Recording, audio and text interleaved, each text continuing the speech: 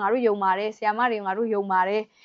ငါတို့ကျမ်းစာကိုပြန်ဖတ်ဆရာမလို့အဲ့ဒါကငါတို့ရဲ့ယုံကြည်ခြင်းကိုပြနေတာဆိုရင်အချို့လွဲမှားစွာမြင်တယ်အဲ့ဒါကိုဘေရီမြို့သားတွေကနေပြီးတော့ဖေကကျမတို့ကိုတေချာနားလေစေခြင်းတယ်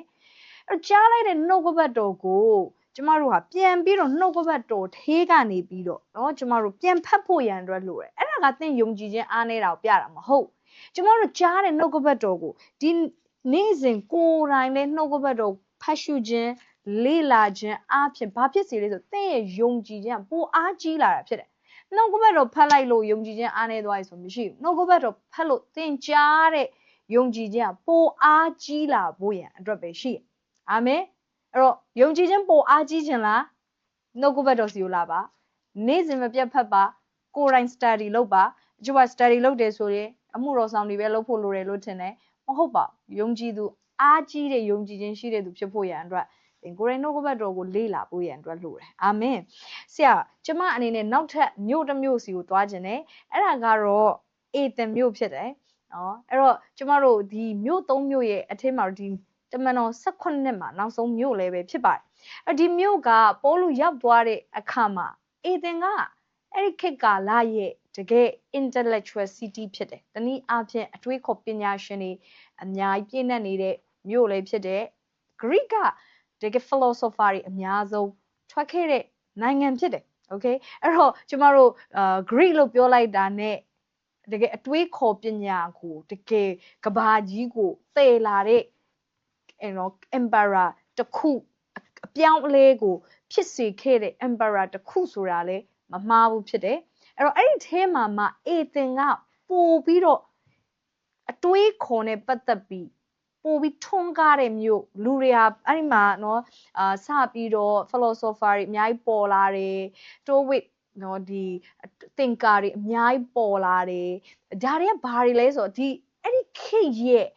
နော်လူသားရဲ့ဖွံ့ဖြိုးတိုးတက်မှုလို့ပြောရင်လည်းရတယ်လူတွေကအတွေးခေါ်ပိုင်းဆိုင်ရာမှာပို့ပြီးတော့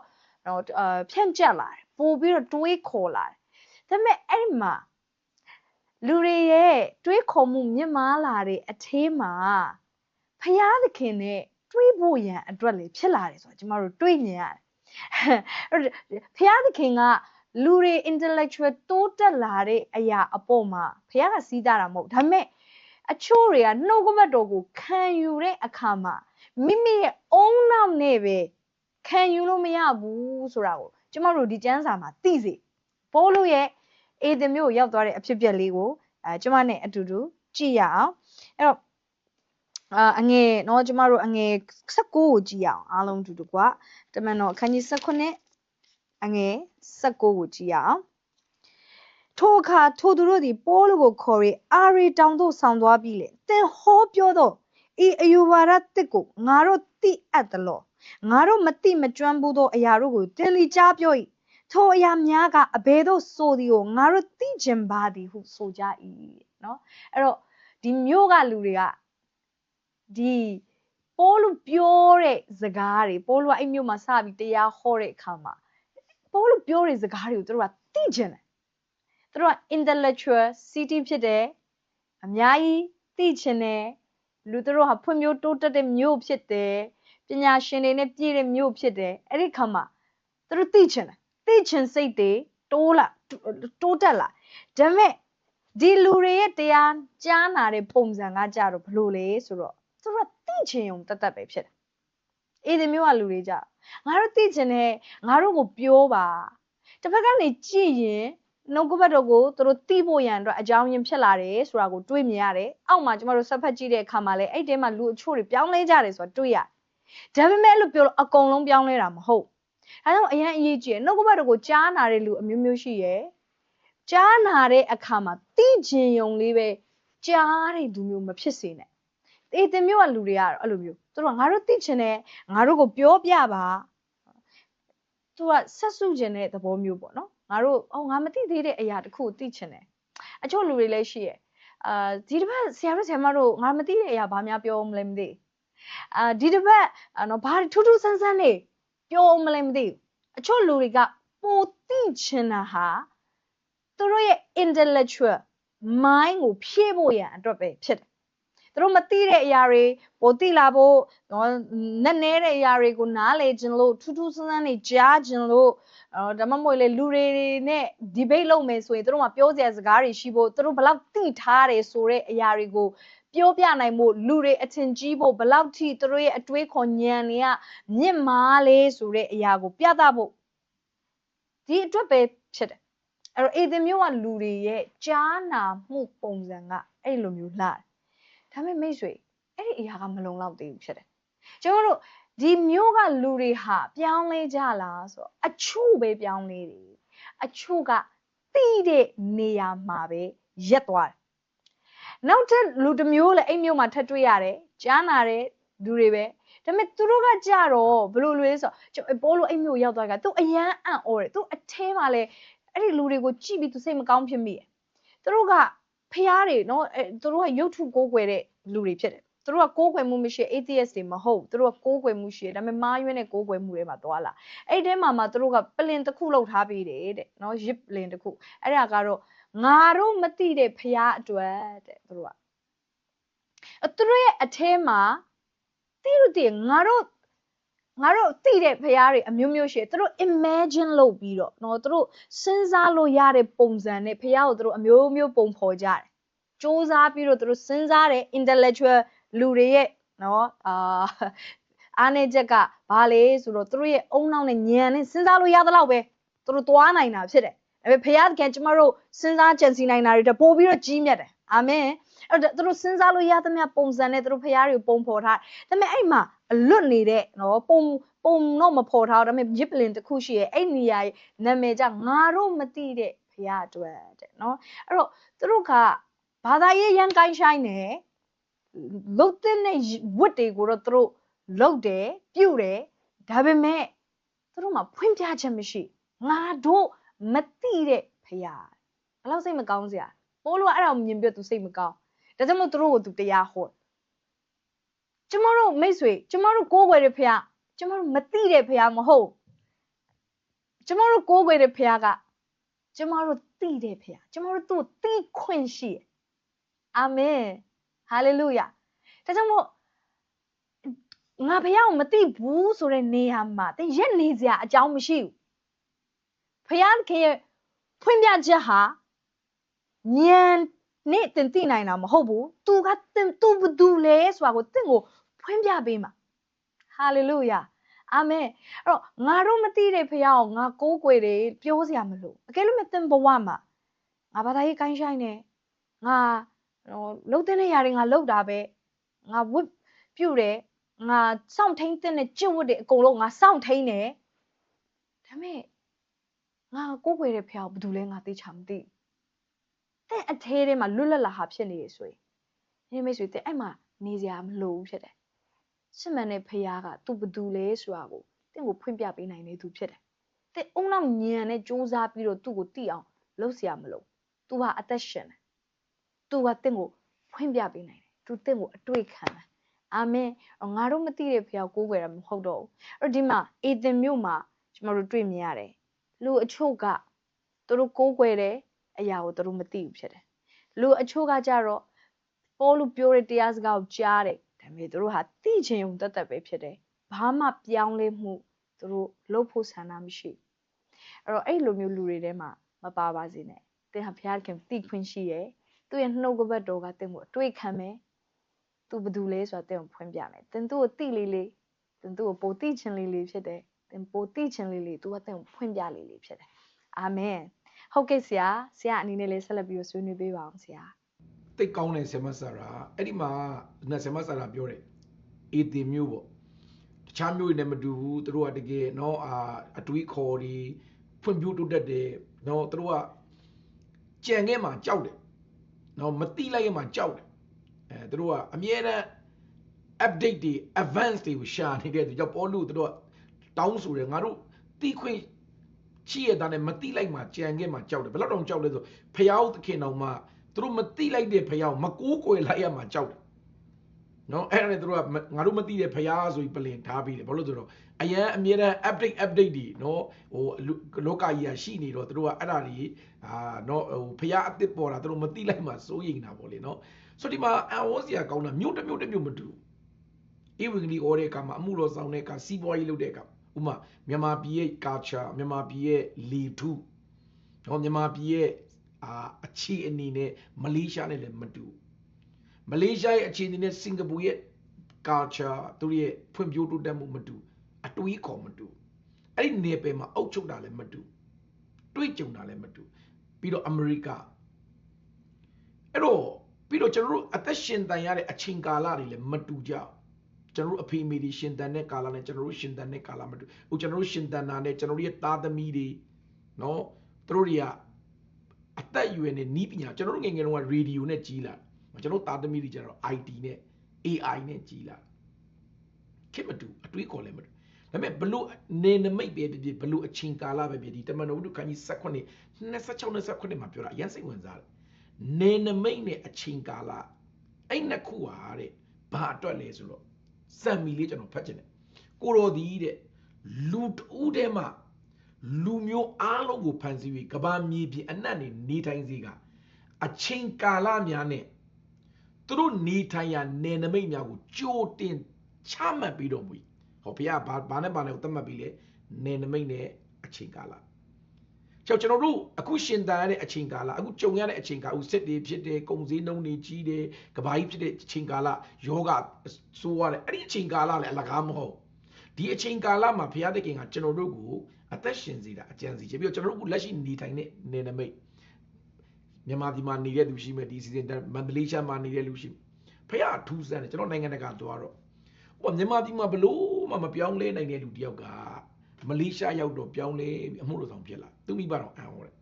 တချို့လည်းမလေးရှားမှာမပြောင်းလဲနိုင်အရက်တောက်တယ်ဟိုလွတ်လွတ်လပ်လပ်လှုပ်ချင်တာလုပ်ဒီအမေရိကရောက်မှပြောင်းလဲအမှုတော်ဆောင်ဖြစ်တဲ့လူတွေရှိပြန်ရောတချို့အမေရိကမှာနေမပြောင်းလဲပြီးတော့ဟိုမလေးရှားမှာလာပြီးမှပြောင်းလဲတဲ့သူလည်းအမျိုးမျိုးပေါ့ဒါကြောင့်တချို့သောသူတွေကဒီနေရာနယ်ပယ်မှာမပြောင်းလဲမတစ်လုံးမပြောင်းလဲတာမဟုတ်သူ့အတွက်ဘုရားသခင်ပြောင်းလဲတဲ့နယ်နမိတ်ရှိပြီးသားပြီးတော့ဒီအချိန်မှာမပြောင်းလဲသေးလို့လည်းမပြောင်းလဲနိုင်ဘူးလို့သတ်မှတ်လို့မရဒီမှာဘာပြောလဲဆိုတော့အဲ့နယ်နမိတ်ကိုချမှတ်တဲ့အဓိပ္ပာယ်ကဘာလဲဆိုတော့ဤသို့ပြုခြင်းမှာတဲ့လူတို့သည်ဘုရားသခင်ကိုလိုက်ဆန်း၍တွေးလို့တွေးညာရှာဖွေကြစေရန်အတွက်ဖြစ်၏တဲ့အမှန်စစစ်ကိုတော်သည်ငါတို့တစုံတဦးများနဲ့ဝေးကွာတော်မူသည်မဟုတ်ဘုရားမဝေးဘူးတဲ့ဒီအချိန်နဲ့နယ်နမိတ်ကိုဘုရားကဘာဖြစ်လို့မတူအောင်လုပ်ထားသလဲဘာဖြစ်လို့ကျွန်တော်တို့ကိုအတီးတီးမတူတဲ့နယ်ပယ်မှာထားလဲဆိုတော့တချို့ကမလေးရှားရောက်မှပြောင်းလဲမဲ့သူရှိလို့မြန်မာပြည်နဲ့မတူတဲ့မလေးရှားကိုကျွန်တော်တို့လုပ်ထားတာမလေးရှားမှာရှိတဲ့ PR တွေမလေးရှားမှာရှိတဲ့ opera စီတွေမလေးရှားမှာရှိတဲ့နော်ဟိုတတိတွေခေါင်းပုံဖြတ်မှုတွေကကျွန်တော်တို့ဘာဖြစ်စေလဲပြောင်းလဲစေမြန်မာပြည်မှာလည်းအဲ့လိုပဲလက်ရှိကြုံနေရတဲ့အချိန်ကာလတွေလက်ရှိကြုံနေရတဲ့နယ်နမိတ်ပြဿနာတွေကအလကားမို့ဖျားသခင်ကိုရှာတွေးဖို့ဒီကျမ်းပိုက်လေးကောင်းတယ်နော်26 29ခဏဖတ်အခုသင်ကြုံနေရတဲ့ဒီအချိန်ကာလမှာကြုံရတဲ့အရာအလုံးကဖျားကိုရှာတွေးဖို့အခုသင်နေရတဲ့နယ်နမိတ်က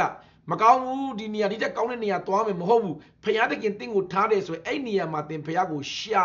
တွေးဖို့ဖြစ်လာမယ်ကြောင့်အချိန်ကာလနဲ့နယ်နမိတ်ကဖျားကသူ့ကိုရှာတွေးဖို့အတွက်ထားတဲ့ဟာဖြစ်တယ်ဆိုတော့เนาะဒီအလီနဲ့တွေးရတယ်မှနောက်တစ်ခုเนาะရှင်ပေါလုရဲ့နှလုံးသားကိုကျွန်တော်တွေးတော့ဒီတမန်တော်တို့ခန်းကြီး18မှာပေါ့အငယ်1နှစ်မှာသူကဘာပြောလဲဆိုတော့နေရာတကာသွားပြီးတတ်တာလုံးနေမျိုးရောက်တဲ့အခါမှာတရားစရက်ဝင်ပြီးတော့ပေါလုသည်မိမိထုံးစံရှိသည့်အတိုင်းပေါလုရဲ့နှလုံးသားထဲမှာသူ့ရဲ့ထုံးစံရှိတယ်သူ့ရဲ့ထုံးစံပါလေရောက်တဲ့နေရာမှာအေဝံဂေလိဟောတယ်အဲ့သူ့ရဲ့နှလုံးသားရှင်ပေါလုကျွန်တော်တကယ်ကိုကျွန်တော်တို့လည်းဒီနေ့နော်ရှင်ပေါလုလိုဓမိတ်လက္ခဏာတွေနဲ့ဘုရားသုံးတာခံကျင်တယ်မဲ့ကျွန်တော်တို့ရဲ့ထုံးစံမှားနေတယ်ရှင်ပေါလုရဲ့ထုံးစံပါလေရောက်တဲ့နေရာမှာ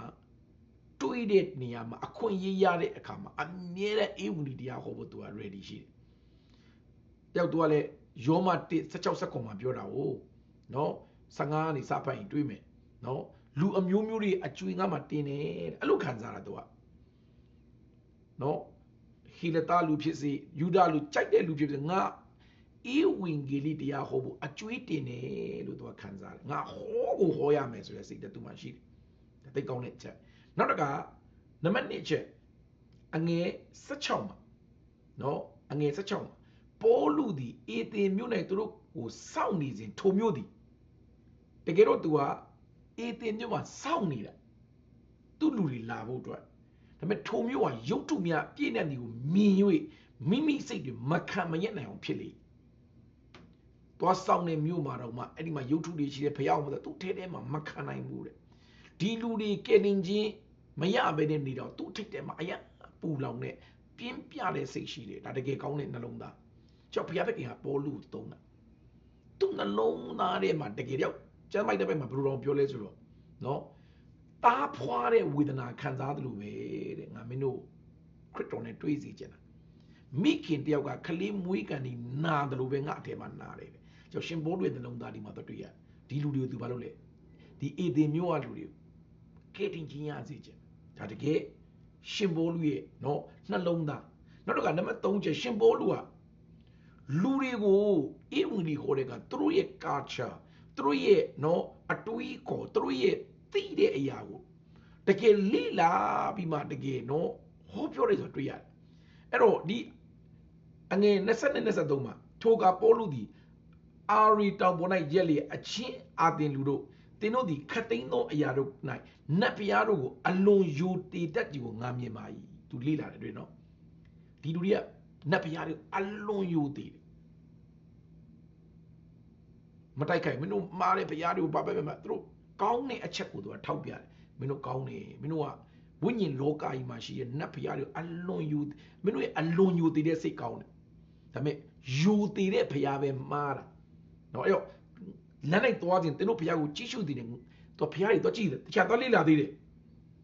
အမှတ်တမဲ့မထားဘူးငါတို့မသိတော့ဖျားအဖို့အခေယာတင်ထားတဲ့လေငါတွေ့တယ်အဲ့တော့ကြည့်သူတို့နတ်ဖျားနတ်စင်လောက်ထားတဲ့ဟာကိုကြည့်ပြီးတော့တရားဟောတာအဲ့ဒီတင်းတို့မသိပဲကိုးကွယ်တဲ့ဖျားတခြားလူမဟုတ်ဘူးယေရှုခရစ်တော်ဖြစ်တယ်သူတို့ရဲ့ယဉ်ကျေးမှုသူတို့ရဲ့ကာချာသူတို့ရဲ့လက်ခံတဲ့အရာပေါ်မှာဧဝံဂေလိကိုထည့်လိုက်တကယ်တော့ရှင်ဘောလူက against လုပ်ပြီးတော့မလုပ်ရန်ဖြစ်ပြီးတော့မလုပ်သူတို့သိနိုင်တယ်သူတို့တွေးနိုင်တယ်သူတို့ခံယူတဲ့အရာတွေမှာပဲဧဝံဂေလိတရားကိုထည့်ဖို့ကြိုးစားတယ်ဆိုတာတွေ့ရတယ်။ရောက်ရှင်ဘောလူရဲ့ပညာပေါ့နော်ရှင်ဘောလူရဲ့နှလုံးသားရှင်ဘောလူရဲ့ထုံးစံရှင်ဘောလူရဲ့တကယ် wisdom ရှိဧဝံဂေလိတရားကိုလှုပ်ရှားတဲ့အရာဒီ၃ချက်တော့တွေ့ရတယ်။ရောက်ကျွန်တော်တို့လည်းဒီနေ့နော်ကျွန်တော်ရှိတဲ့နေရာမှာရောက်တဲ့နေရာမှာနော်တခြား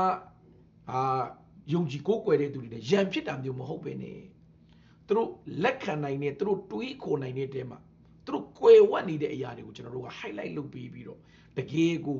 ဧဝံဂေလိတရားကို mix up ပေးနိုင်ဖို့ပေါ်လူလို mix up ပေးနိုင်ဖို့လိုတယ်ပြီးတဲ့အခါမှာအဲ့ဒီလူတွေတို့ကိုချစ်ပြီးတော့နှလုံးသားထဲမှာတကယ်မခံမရက်နိုင်အောင်ပြင်းပြတဲ့ဆန္ဒရှိဖို့လိုတယ်ပြီးတော့ဘယ်နေရာရောက်ဘယ်သူနဲ့တွေ့ပေါ်လူလိုပဲဧဝံဂေလိဟောတာကျွန်တော်ရဲ့ထုံးစံဖြစ်ဖို့လိုတယ်ဆိုတာเนาะလောကနိုင်ငံကိုမှောက်လန့်ခဲ့တဲ့เนาะအဖြစ်ပြက်တွေကဒီရှင်ဘောလူနဲ့ပတ်သက်ပြီးတော့ဒီကောင်းကြီးရတာလေးကိုပြောပြပြီးတော့ကျွန်တော်ဒီဓမ္မတော်ဝတ္ထုခန်းကြီးเนาะ16နဲ့ပတ်သက်ပြီးကျွန်တော်เนาะပြပြချင်ပါတယ်ကျေးဇူးတင်ပါတယ်ဆရာမဆရာဟုတ်ကဲ့ဆရာကျေးဇူးတင်တယ်အဲ့တော့ကျမတို့အခန်းကြီး16မှာပေါလုဟာမြို့3မြို့ကိုသွားပြီးတော့ဧဝံဂေလိတရားကိုဝင်ငှတယ်သူတွေ့ကြုံခဲ့ရတဲ့သူ့ကိုတုံ့ပြန်တဲ့သူတွေအမျိုးမျိုးရှိရယ်အဲ့ဒီထဲမှာအေသင်မြို့မှာနောက်ထပ်တုံ့ပြန်တဲ့အရာလေးเนาะအဲ့ဒါကတော့ဗာလဲဆိုတော့သူ့ကိုလှောင်ပြောင်ကြတယ်ဆိုတာတွေ့ရတယ်အငယ်32မှာ तू ကเนาะယေရှုခရစ်တော်ရဲ့ထမြောက်ခြင်းနဲ့ယုံကြည်သောသူတွေရဲ့ထမြောက်ခြင်းအကြောင်းပြောတဲ့အခါမှာ